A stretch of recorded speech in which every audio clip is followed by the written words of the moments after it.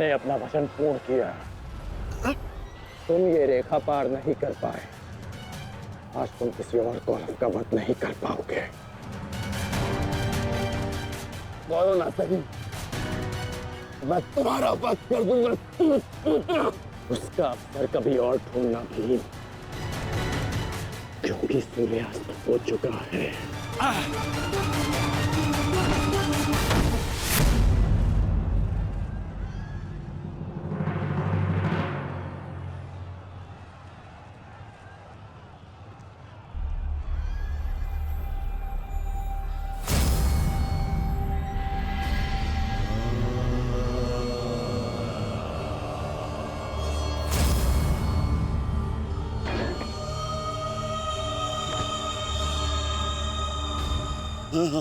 अनुज, मुझसे बात करो। तुम्हारा चेष्टा है, उत्तर दो से।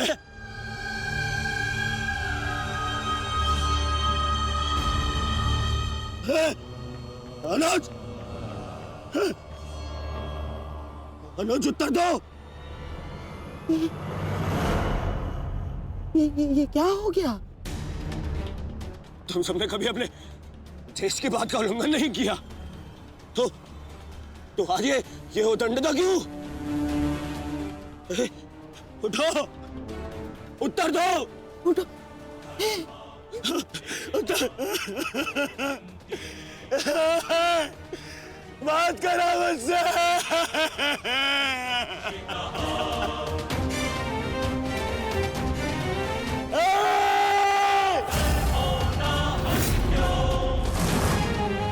क्या क्या भीम, ये क्या किया तुमने? केवल कहने को ज्येष्ठ भ्राता था मैं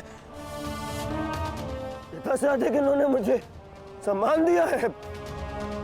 ये चाहते थे कि अपने कंधे पर उठाकर मुझे सम्राट के सिंहासन तक लेके जाएंगे। बस तुमने मुझे विवश कर दिया।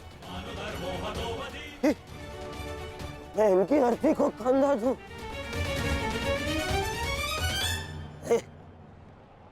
तुमने उचित नहीं किया है भीम,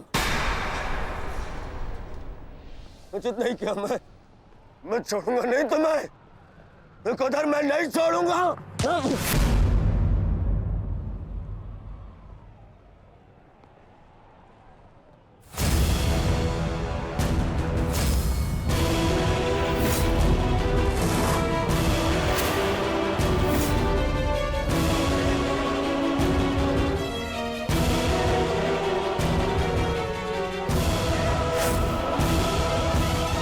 शांत युवराज, युद्ध के नियम के अनुसार आज का युद्ध संपन्न हुआ और इस समय प्रहार करना वर्जित है।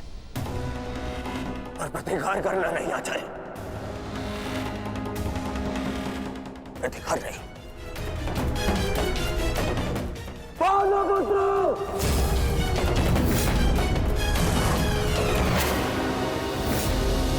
अपने इन 5 भाइयों के निर्मम हत्या का प्रतिशोध लूंगा मैं।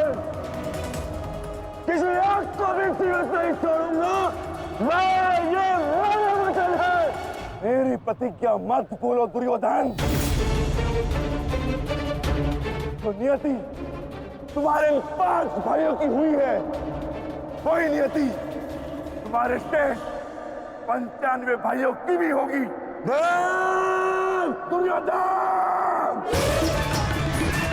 मैं ऐसा नहीं छोड़ूंगा। राजा भीम रुक जाइए, ये सही समय नहीं है।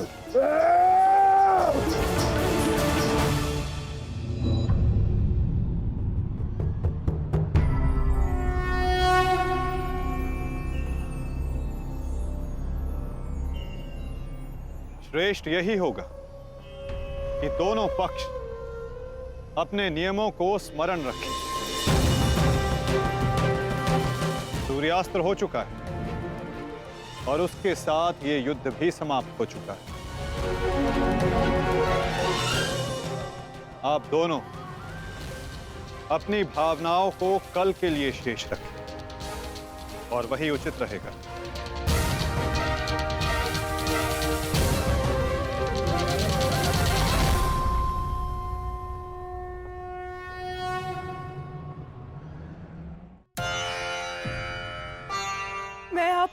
पुनः लौटा रही हूँ महादेव।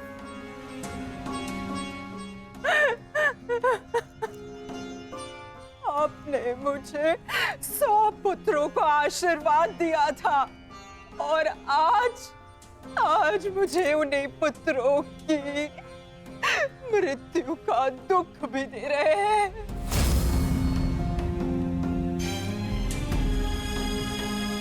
विलाप ना करो गांधारी।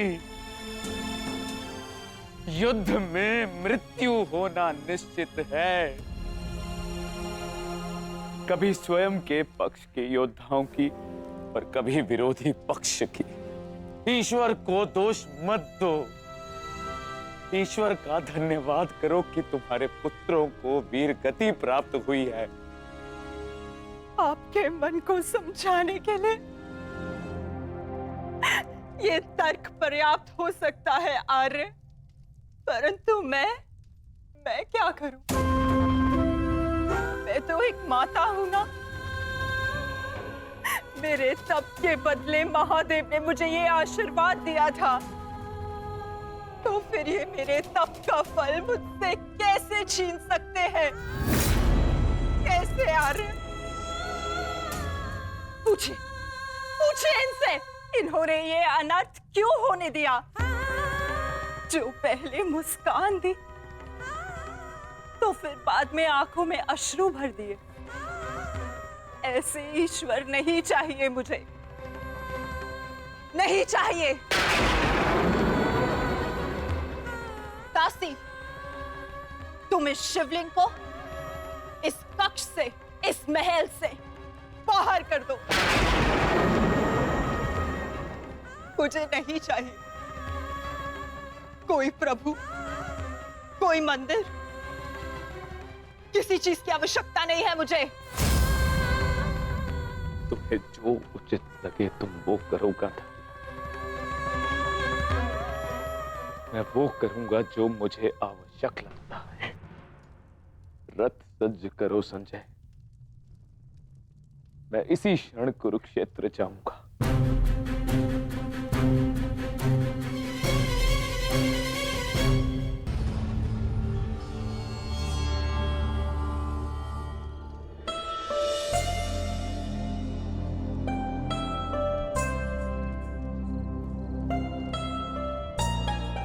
पुत्र,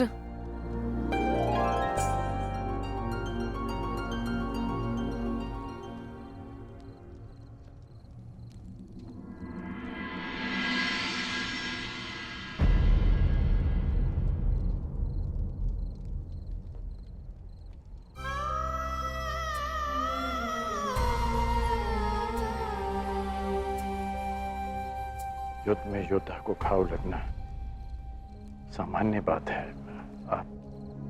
आप चिंतित मत होइए। मैं जो भी कर रही हूँ अपना कर्तव्य समझकर नहीं, बल्कि पश्चाताप समझकर कर रही हूँ। एक पुत्र को खोने का कष्ट, उसकी पीड़ा एक माता ही समझ सकती है। मैं भी एक माता हूं, परंतु दुर्भाग्य से इस अनर्थ को रोकने में सक्षम नहीं हूं। इसलिए लेप लगा रही हूं, अपने मन के घाव को थोड़ी शीतलता देने का प्रयास कर रही हूं। पुत्र, तुम दुर्योधन के पास जाओ। इस समय उसे अपने मित्र की सबसे अधिक आवश्यकता है।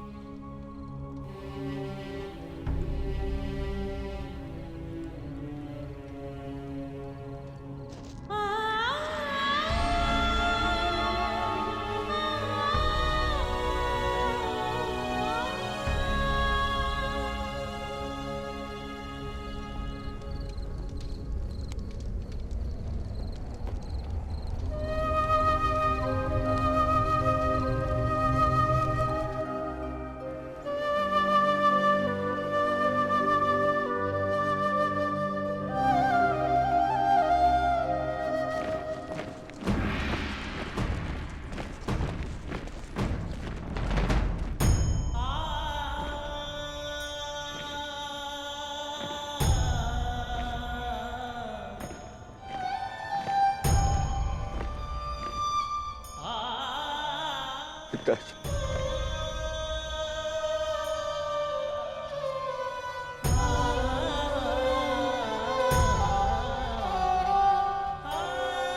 पिताजी,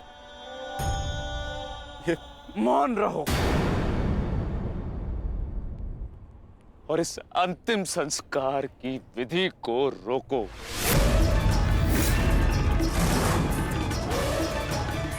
मेरे पुत्रों का अंतिम संस्कार नहीं होगा।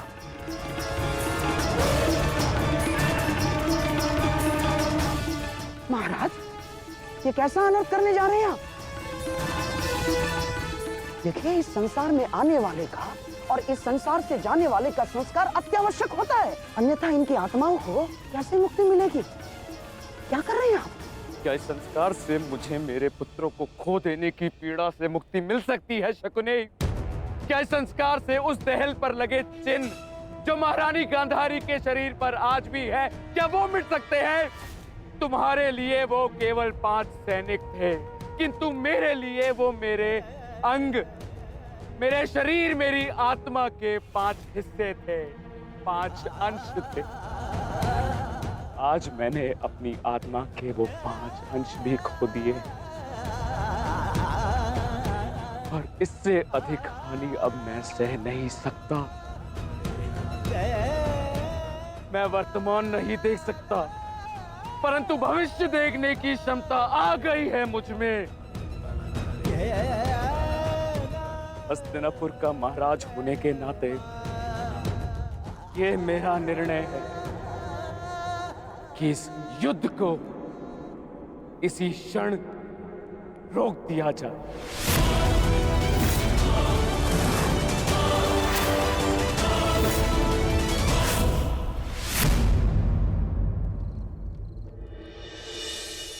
पिताश्री,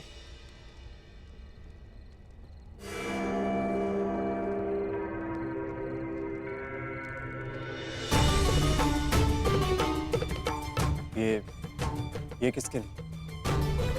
आपके लिए पिताश्री। आज आपको अंगराज कर्ण के 2 बाण लगे थे ना, उनके उपचार के लिए।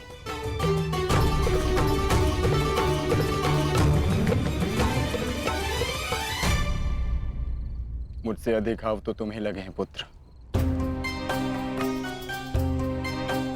मैंने सुना तुम्हारे और दुर्योधन के मध्य हुए द्वंद्व के विषय में।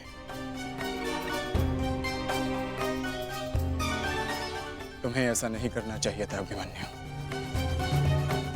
दुर्योधन एक दुर्जय योद्धा है, शक्ति में, अनुभव में तुमसे कहीं अधिक। तुम्हें सावधान रहना चाहिए। पिताश्री उचित कह रहे हैं आर्य।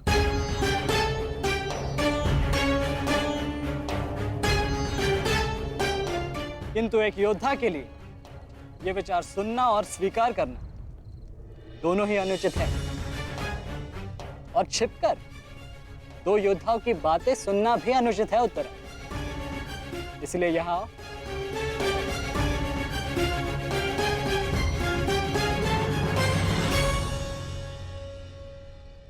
आप ही बताइए पिताश्री, क्या एक पत्नी का अपने पति के लिए चिंता करना अनुचित है? आप कहते हैं तो ये मान जाते हैं, और मैं कहूं तो ये मुझ पे बरस पड़ते हैं।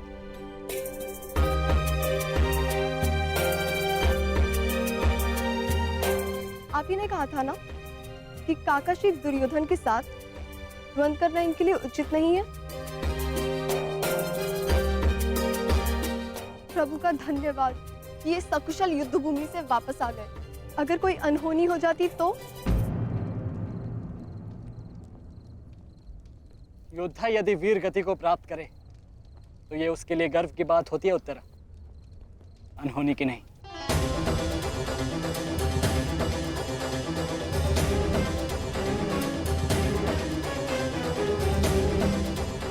मुझे तुम्हारे साहस और कौशल पर गर्व है पुत्र, परंतु उत्तरा का कहना भी अनुचित नहीं है। प्रत्येक पत्नी को अपने पति की चिंता होती है। सुमित्रा केवल तुम्हें सुरक्षित देखना चाहती है पुत्र, और मैं हस्तिनापुर के मधान युवराज का अहंकार तोड़ना चाहता हूं पिताश्री। जब भी रणभूमि में मेरी दृष्टि उन पर पड़ती है तो मेरे कानों में माता द्रौपदी की करुण पुकार गूंजने लगती है, और फिर मैं स्वयं को रोक नहीं पाता। तो आप दोनों पूर्णतः निश्चिंत रहिए।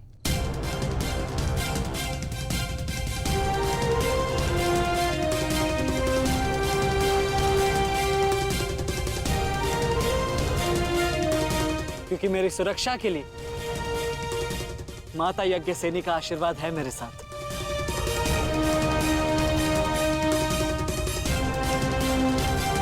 और जब तक ये मेरे साथ है मुझे कुछ नहीं हो सकता।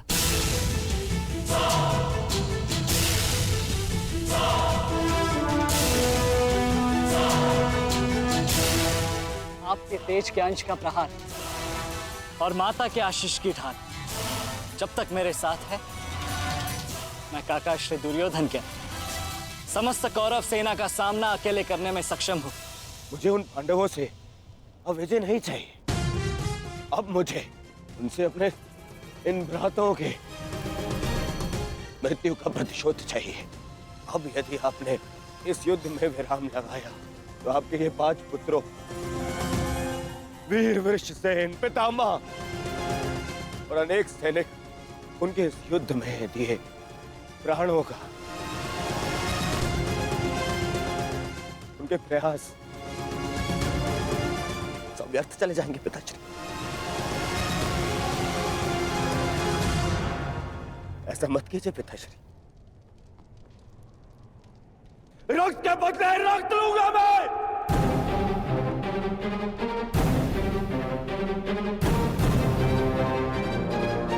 अपने अपने अपने पुत्र को है।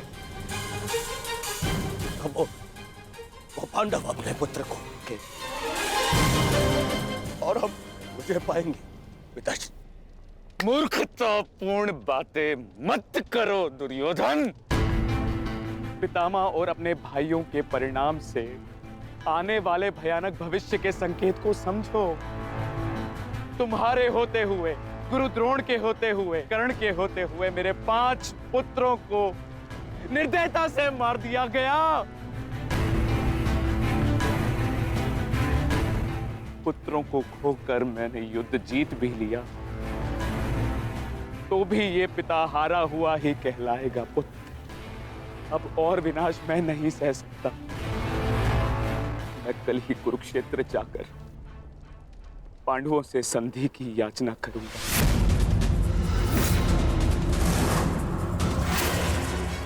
पांडवों से अपने पुत्रों के प्राणों की रक्षा की याचना करूंगा मैं, क्योंकि केवल यही एक मार्ग शेष है। मुझे इस युद्ध भूमि, इस युद्ध से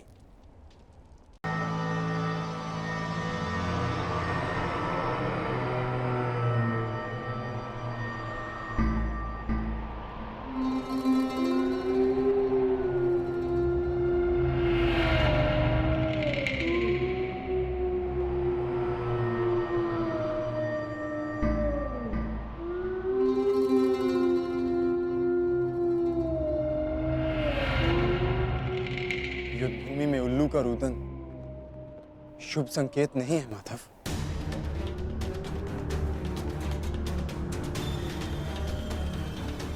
हाँ पार्थ, कदाचित आज का दिन ये युद्ध कठिनाइयों से भरा होने वाला है।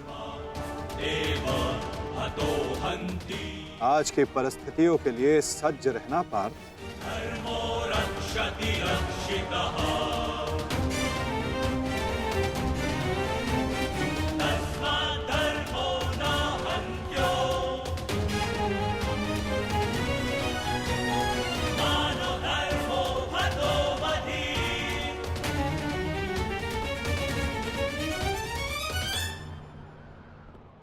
अपनी रणनीति बनाने से पूर्व हमारे लिए शत्रु का मन जान लेना, उसकी रणनीति जानना हमारे लिए आवश्यक है।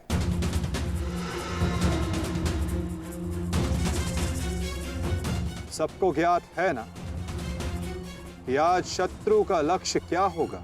युधिष्ठिर को बंदी बनाना हमारा आज का लक्ष्य होगा।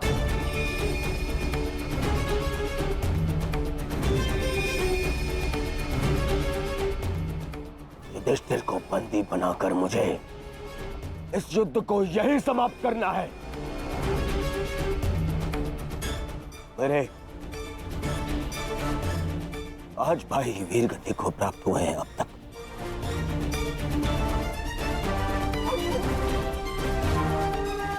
श्रद्धांजलि, श्रद्धांजलि देनी है मुझे उन्हें।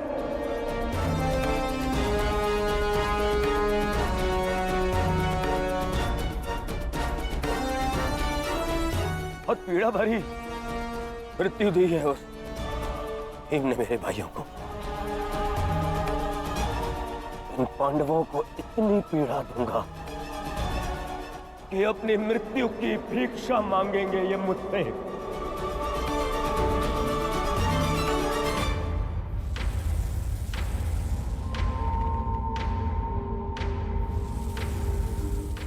मित्रगण, वचन दो मुझे, आज चाहे जो भी तुम्हारे मार्ग में आ जाए तुम उस पर दया नहीं दिखाओगे। आज चाहे जो कोई भी आ जाए तुम अपना सबसे तीव्र प्रहार उस पर करोगे। वचन दो मुझे मित्र। तुम्हारा आदेश मेरा वचन है मित्र। आज शत्रु